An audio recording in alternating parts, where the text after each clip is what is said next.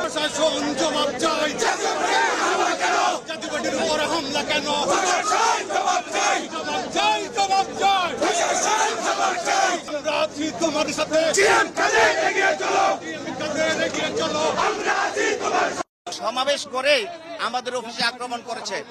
এই হামলা বন্ধ না হলে বাংলাদেশের গণতন্ত্র আর থাকবে না। আর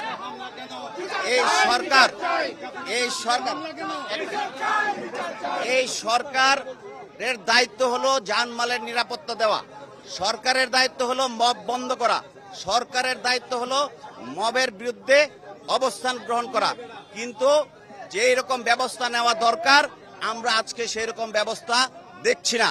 আমরা এটারও তীব্র নিন্দা এবং প্রতিবাদ জানাচ্ছি। প্রিয় সাংবাদিক বন্ধুগণ, আপনাদের মাধ্যমে আমরা জানাতে চাই, বাংলাদেশে জাতীয় পার্টি ছিল, বাংলাদেশে জাতীয় পার্টি থাকবে। জিএম কাদেরের নেতৃত্বে ঐক্যবদ্ধ জাতীয় পার্টি আগামী দিনের সমস্ত লড়াই সংগ্রামে ইনশাআল্লাহ থাকবে আমরা।